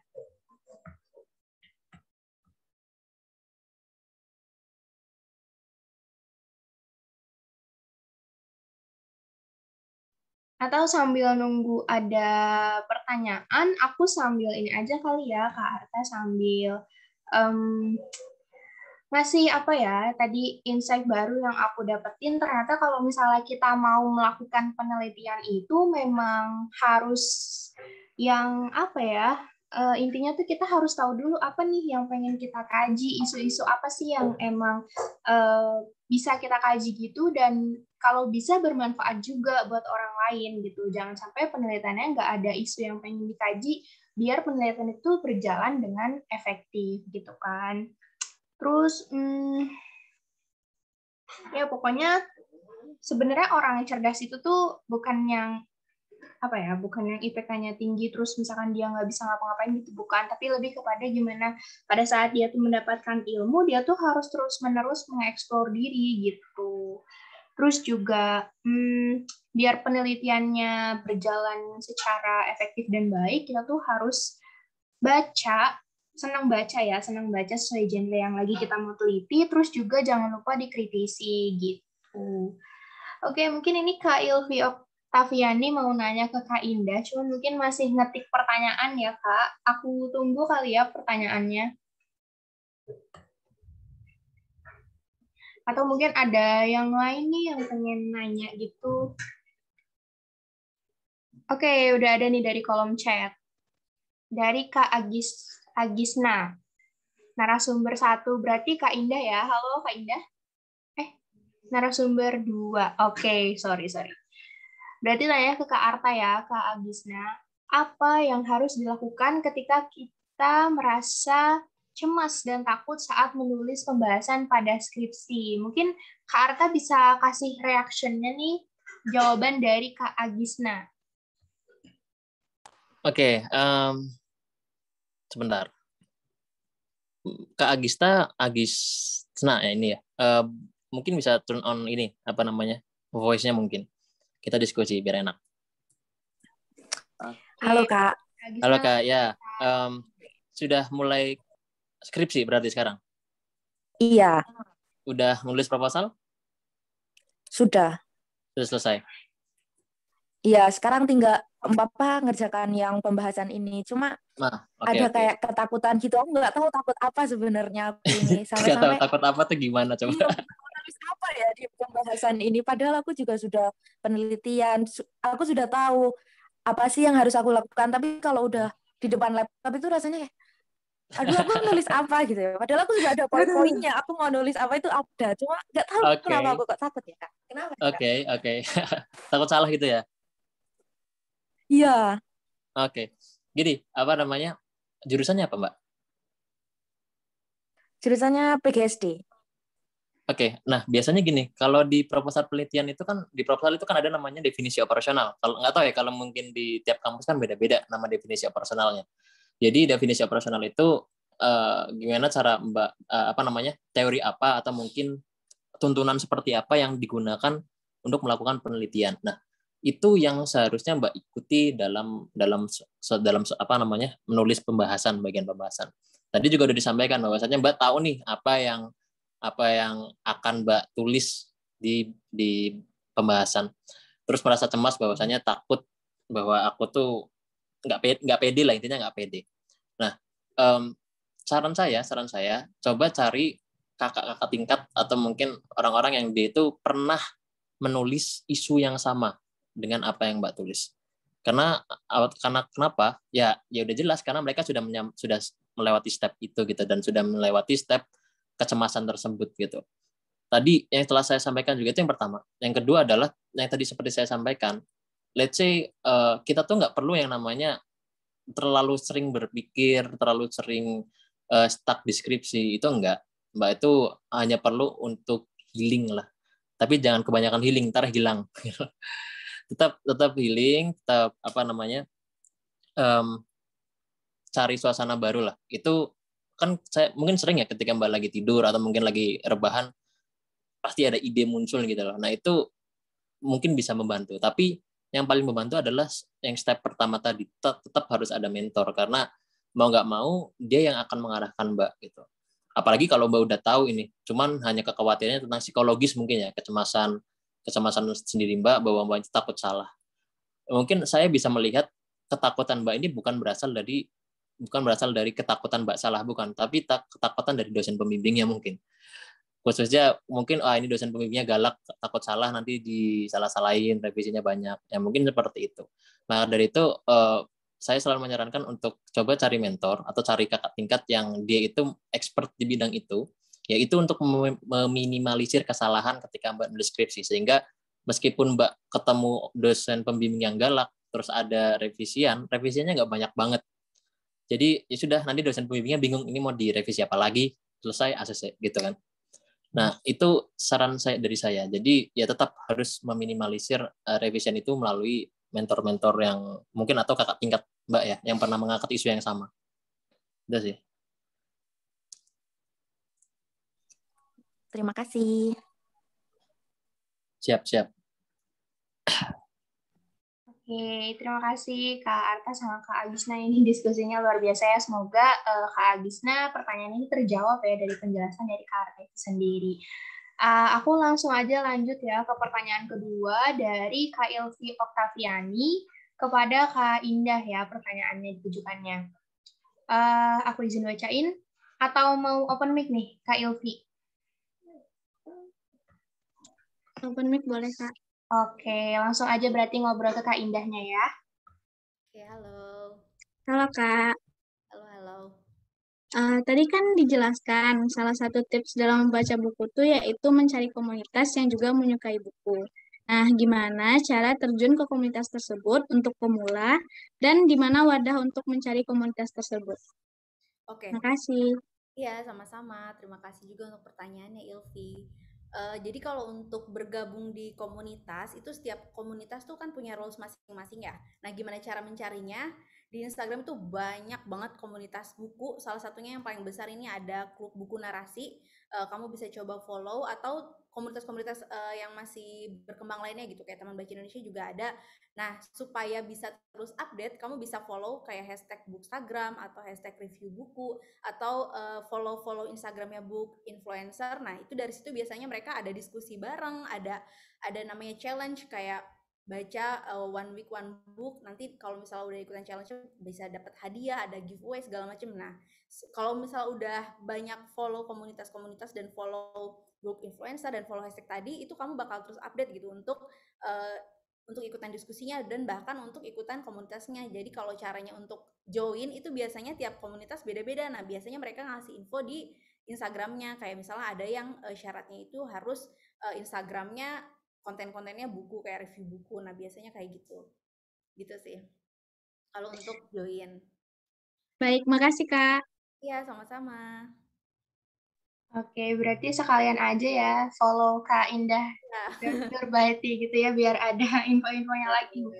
Bisa gali-gali lebih lanjut lagi nih, soalnya kan Kak Indah kan emang concern di itu ya, di bidang itu ya. Oke, thank you Kak Ilvi atas pertanyaannya, thank you juga Kak Indah atas jawabannya. Tambahin satu lagi deh, bisa follow juga akun-akun penerbit-penerbit, itu biasanya mereka banyak diskusi buku juga, atau misalnya ada update buku baru, ada temu penulis, nah itu bisa di follow, itu banyak banget info tentang buku dan komunitas, seperti itu. Oke, siap tuh teman-teman, catat ya info pentingnya, ini eksklusif banget pokoknya. Thank you Kak, aku mau lanjut lagi nih, ada lagi nih pertanyaan ke Kak Indah juga ya. Dari Kak Wira Dwi Cahyani. Kira-kira mau aku bacain atau langsung open mic juga nih Kak, biar ngobrol? Ada Kak Wira?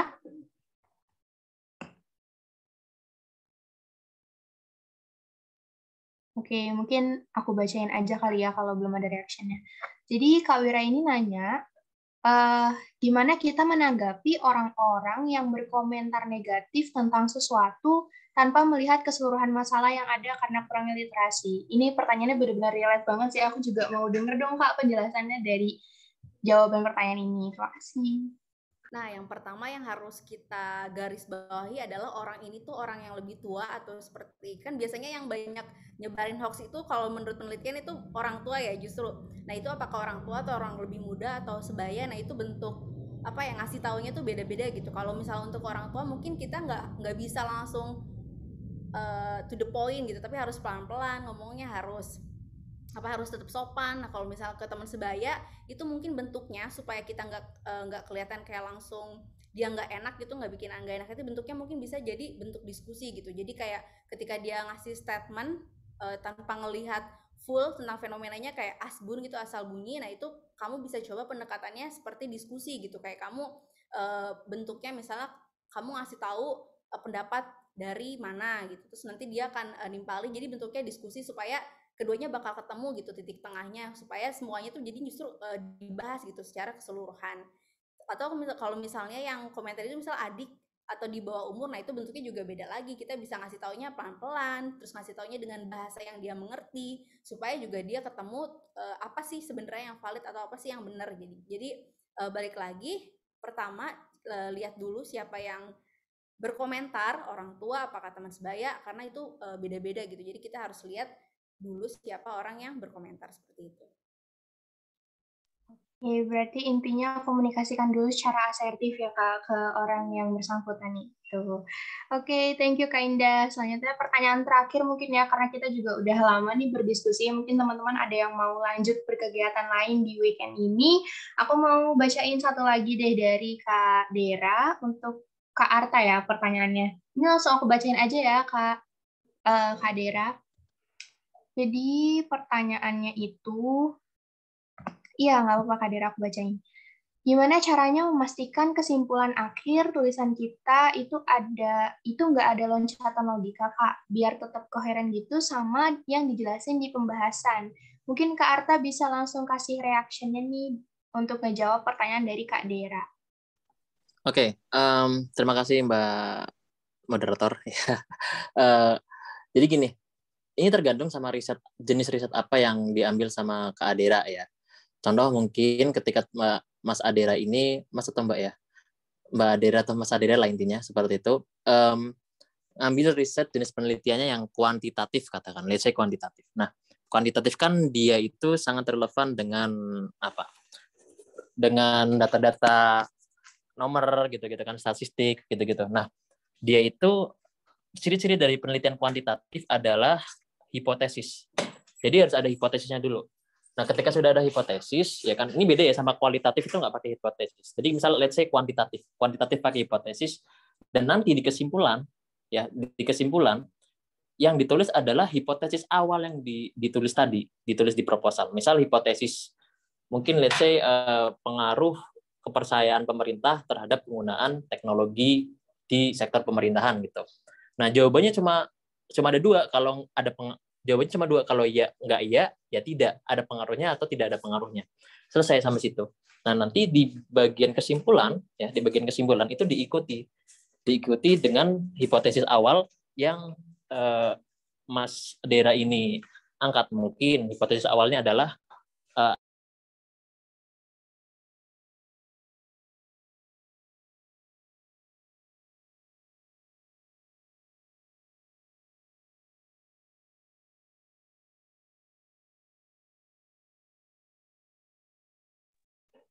Oke, kayaknya kartunya lagi ada kendala jaringan ya, gengs. Jadinya belum bisa diterusin.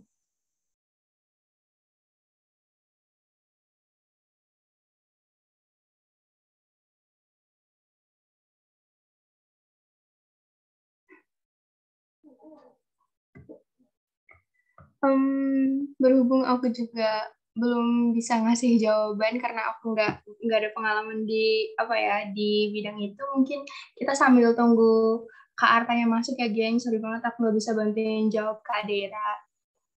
Tadi kalau nggak salah tuh di atas tuh ada deh yang belum dikasih reaction. Oh iya, by the way jangan lupa pada isi presensinya ya. Terus juga putus ya tadi ya? Iya, hilang Kak suaranya. Sekarang udah aman. Sampai mana tadi? Sampai masuk kualitatif belum? Iya, udah masuk kuantitatif. Udah ngasih hipotesis gitu-gitu. Oh ya, jadi tadi yang kalau kuantitatif itu nulis kesimpulannya itu harus berdasarkan dengan hipotesis yang ditulis di proposal penelitian. Jika di hipotesisnya ada tulisan bahwasannya ada pengaruh antara X terhadap Y, ya nanti di kesimpulan tulisnya itu bahwasanya ada pengaruh terhadap X dari X terhadap Y. Karena apa? Karena berdasarkan dari uji validitas dari aplikasi statistik mengatakan skornya sekian, maka ada pengaruhnya. Itu kalau kuantitatif. Nah, kalau kualitatif itu kan dia nggak ada hipotesis ya, adanya keyakinan tekstual. Nah, keyakinan tekstual itu diperoleh dari proses Mas Dera itu melakukan kajian pustaka, which is Mas Dera itu membaca topik penelitian terdahulu yang terkait dengan isu tertentu. Ya, misal isunya tentang tata kelola bencana, penggunaan teknologi. Dan Mas Adera baca-baca isu tertentu, membaca tentang penelitian terdahulu tentang penggunaan teknologi dalam tata kelola bencana. Lalu Mas Adera menemukan bahwasanya mayoritas riset itu mengatakan bahwasanya teknologi efektif untuk tata kelola bencana. Tapi kasusnya Mas Adera ini ingin mengkaji penggunaan teknologi dalam tata kelola bencana, tapi studi kasus wilayahnya itu di skala desa. Dan Mas Adera mikir, kayaknya ini kalau misalnya skala desa bisa jadi tidak bisa disamakan dengan penelitian terdahulu yang bilang bahwa teknologi dalam tata kelola bencana itu efektif karena ada faktor demografis, kemampuan orang dalam mencapai internet, kemampuan umur dan lain sebagainya itu. Nah, nanti ya itu yang akan Mas Dera jelaskan di kesimpulan. Misal di kesimpulan akan jelaskan artinya bahwa ada faktor demografis seperti usia yang turut mempengaruhi penggunaan teknologi dalam tata kelola bencana. Yang mereka itu kesulitan untuk mengakses internet, gaptek, macam-macam. Itu dijelaskan. Jadi kalau di kualitatif itu kan lebih ke mengapa dan bagaimana gitu kan. Tapi kalau misalnya kuantitatif apakah gitu aja kan. Jadi kuantitatif jawabannya iya atau tidak, tapi kalau kualitatif jawabannya itu ya bagaimana penggunaan teknologi di tata kelola bencana gitu kan. Di skala desa penggunaan teknologinya tidak efektif karena masyarakat desa itu kurang kenal dengan teknologi, tidak paham tentang literasi kebencanaan, seperti itu. Nah, itu lebih eksploratif intinya. Jadi, disesuaikan dengan proposal penelitiannya. Tetap intinya seperti itu. Demikian, Mbak. Oke, terima kasih Kak Arta atas jawabannya. Semoga dari Kak Dera sendiri udah mulai ada gambaran ya, dan terjawab nih dari rasa penasaran tadi yang udah ditanyain. Nah, karena emang udah ada yang udah terjawab semua, terus juga emang waktunya juga udah mau di penghujung acara. Mungkin aku sebelumnya berterima kasih juga ya sama Kak Indah, sama Kak Arta yang udah memperkenalkan materi sebegitu kerennya. Terus juga alhamdulillah aku jadi dapat bocoran untuk menghadapi skripsianku di webinar ini. Ini sangat berharga banget. Terima kasih Bergerak Berdampak untuk menjadikan aku moderator di webinar ini. Dari aku mungkin minta maaf sama teman-teman semua, sama pembicara juga apabila ada kekurangan. Terus juga jangan lupa nih teman-teman, ada best partisipan ya tadi yang udah disinggung sama MC, jangan lupa tag ke IG-nya Kak Indah sama Kak Arta, mungkin sama sekalian Bergerak Berdampak, biar bisa di-repost juga kan, siapa tahu nambah followers gitu. Kalau mau tag ke aku sama Kak Haikal juga boleh ya, biar kita juga sorry ini MC sama moderatornya agak panjat sosial ya. Oke, mungkin itu aja ya, daripada bawel-bawel aku langsung balikin lagi ke Kak Haikal. Terima kasih semuanya. Oke, terima kasih Kak Mira, dan terima kasih kepada dua narasumber tadi, Kak Arta dan Kak Indah. Sebagai ucapan terima kasih juga sebelum kita masuk ke penghujung acara, kami di Bergerak Berdampak ingin memberikan kata-kata perpisahannya itu sebuah sertifikat ya. Yang pertama ini punyanya Kak Indah Nurbaiti gitu. Terima kasih sekali lagi Kak Indah. Mungkin kita akan mengabadikan momen ini dulu ya Kak ya. Dari teknisi aku aba-abain ya untuk mendokumentasikan 1, 2, 3. Oke. Udah aman. Sekali lagi kami ingin mengucapkan terima kasih sebanyak-banyaknya untuk Kak Indah Nurbaiti yang sudah menyempatkan hadir di sini. Oke, terima kasih juga Kak Indah. Sehat-sehat selalu ya Kak di masa pandemi ini. Iya. Oke. Berikutnya mungkin ada sertifikat untuk Kak Arta. Ya, ini adalah ucapan terima kasih kami untuk Kak Fairuz Arta. Mungkin bisa dipin. Kita akan mendokumentasikan. Sekali lagi kami ingin mengucapkan terima kasih sebesar-besarnya pada Kak Fairuz Arta yang telah menyempatkan hadir. Mungkin teknisi akan mengabadikan momennya. Aku aba-abain 1, 2, dan 3. Oke, sudah selesai dokumentasinya. Dan yang terakhir, kita akan mendokumentasikan webinar kali ini, teman-teman. Jadi bagi teman-teman yang ingin mukanya muncul di Instagram Bergerak Berdampak gitu ya, jadi eksis, panjat sosial, bisa langsung on cam aja, biar kita foto bareng-bareng. Oke. Ayo teman-teman yang mau on cam, bisa on cam, tunjukkan pesonamu gitu. Biar di sini bisa saling lihat juga yang udah dandan dari tadi pagi, udah siap-siap untuk ikut webinar ini. Oke, mungkin kita nunggu semenit lagi untuk teman-teman yang masih mau on cam. Oke, di sini udah ada Kak Ilvi, udah ada Kak Ali, udah ada Kak Wira juga, Kak Aziza, ada Kak Fira Nabila, ada Kak Desi, ada Kak Tari, ada Kak Alza Fionola. Ada lagi yang ingin on cam?